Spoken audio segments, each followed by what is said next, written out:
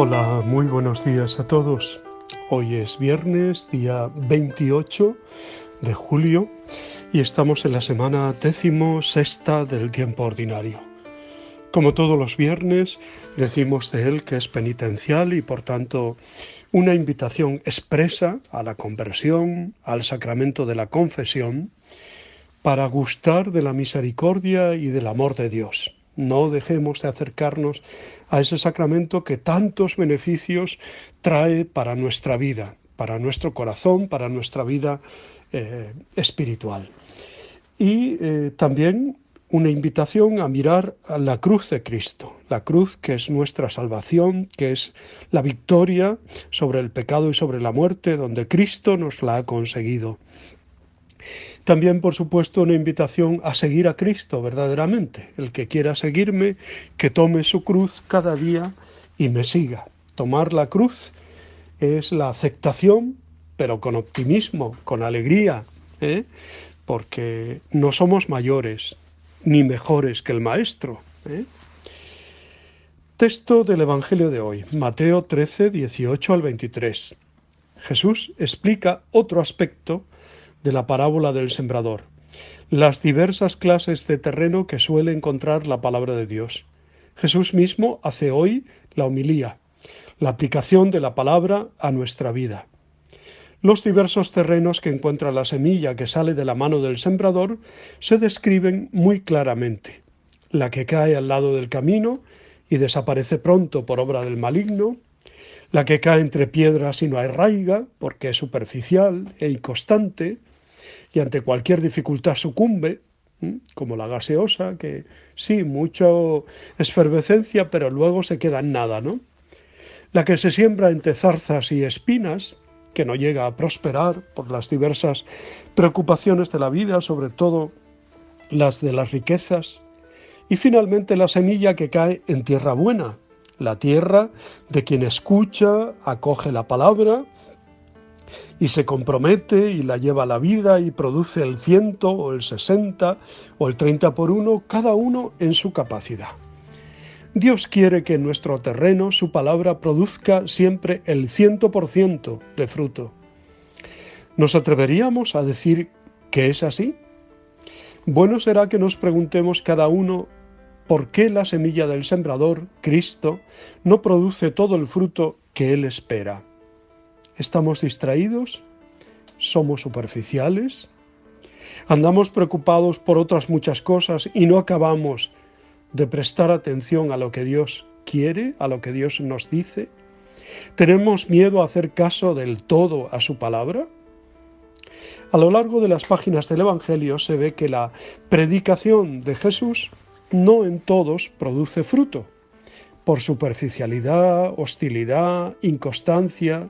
Cuando, por ejemplo, Jesús les anunció el don de la Eucaristía diciéndoles que solo si creían en Él, más aún si le comían, iba a tener vida, se le marchó un buen grupo de discípulos, asustados de lo que exigía al Maestro, comerle.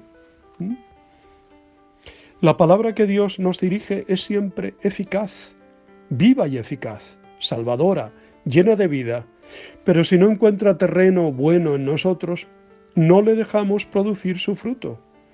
Se nos nota durante la jornada que hemos recibido la semilla de la palabra y hemos recibido a Cristo mismo como alimento. ¿Se nos nota? Hoy celebramos en Asturias, en nuestra diócesis de Oviedo, al primer santo asturiano.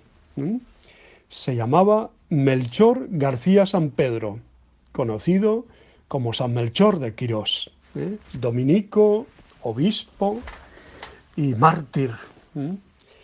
Bueno, vamos a hablar un poquito de él. Melchor García San Pedro nació en Lindes el 28 de abril de 1821 y murió en Nam Dinh, Vietnam, el 28 de julio de 1858.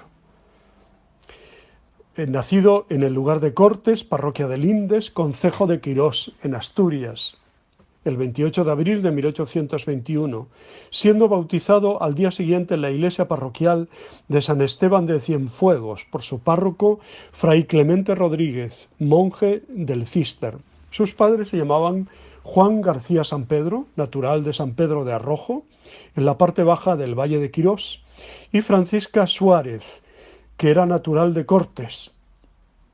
Melchor era el mayor de los 7 hijos que tuvo el matrimonio. Su infancia transcurre entre los pueblos de Cortes y San Pedro, parroquia de Arrojo, donde se traslada su familia.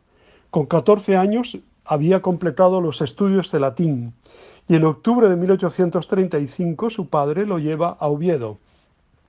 Se alojó en la pensión de María García Mata por recomendación de Félix Fernández Prada, compañero de estudios en Bárcena, que también se alojaba allí. Estudió filosofía y teología en la Universidad de Oviedo. Nombrado por el Cabildo Catedralicio profesor del Colegio Diocesano San José, deja la docencia e ingresa en la Orden de Santo Domingo, dominicos, con intención de ser misionero en el Oriente, tomando los hábitos en el convento de Ocaña, en Toledo, el 16 de agosto de 1845. Ordenado sacerdote en diciembre de 1847 en Madrid, se embarca en Cádiz en la fragata Victoria el 7 de marzo de 1848 y llega a Manila, en Filipinas, su primer destino, el 25 de julio del mismo año. Nombrado lector de filosofía en el Colegio de Santo Tomás de la capital filipina, solo lo desempeña hasta el mes de octubre de dicho año, embarcando entonces rumbo a Macao, con destino a las misiones de Tonkin en el Vietnam, donde llega en febrero de 1849. Allí se encontraba estudiando su cultura y dedicado al servicio pastoral. Melchor era una persona de gran piedad y cultivaba en forma especial la devoción al Señor en la Pasión y a la Virgen Santísima en sus misterios de dolor, a la Madre Dolorosa. 2 piezas iluminadoras en su testimonio de la fe. Dadas sus notables cualidades para el ministerio y el gobierno, pronto es elevado al servicio de vicario del grupo de misioneros. Y el 16 de septiembre de 1855, el obispo Pedro Sanjurjo le consagra obispo de Tricomía en Bui Chu. En perfecta armonía con su proyecto ministerial, se entrega sin reservas al cuidado, formación y santificación de los fieles, dando con ello ocasión a ser públicamente conocido y arrostrar la persecución que el emperador Tu Duc había decretado contra los cristianos. Al respecto escribe a sus padres: «No hemos tenido un día de paz ni de quietud, ni una hora en que nuestra vida no peligrase. El infierno entero se ha conjurado contra nosotros y estos mandarines, como otros Nerones, se han propuesto concluir con la obra del Señor. Persecución cruel, hambre extremada, guerra civil son los 3 azotes con que los neófitos del Tonkin central purgan sus pecados y labran una corona más brillante que el sol, que ceñirán por toda una eternidad. En un día cortarán la cabeza al sacerdote Wang y a 5 cristianos, al día siguiente a 10, y poco después a otros 10, luego a 3 sacerdotes, y antes de todos estos habían hecho pedazos en un solo día a 13 cristianos. Ayúdenme con sus oraciones a lavar mis culpas con mi sangre, que consiga la palma del martirio». Pues tras ser ejecutado Monseñor Sanjurjo, García San Pedro, sucesor, es detenido el 8 de julio de 1858 en Kie Lado, o Lao, y conducido cargado de cadenas a Nam Dinh, capital de la provincia, donde se le somete a incontables y crueles tormentos, torturas. Tiene un martirio realmente estremecedor, ¿no? Y de una tortura despiadada, pero se mantiene inquebrantable en su fe, por lo que es despedazado públicamente el día 28 del mismo mes y año. Repatriados 30 años después sus restos a Oviedo, donde se celebran solemnes honras fúnebres el 28 y 29 de abril de 1889. Son trasladados a la capilla del Rey Casto de la Catedral Ovetense. En la actualidad se encuentran en la capilla de Nuestra Señora de Covadonga, en la Catedral de Oviedo. El Papa Pío XII lo declara beato el 29 de abril de 1951. Tras un proceso de beatificación que estuvo largo tiempo parado y fue promovido casi un siglo después de su muerte por el maestro general de la Orden, Fray Manuel Suárez. Finalmente es proclamado santo junto con otros mártires del Vietnam el 19 de julio de 1988 por el Papa San Juan Pablo II, convirtiéndose en el primer santo nativo asturiano.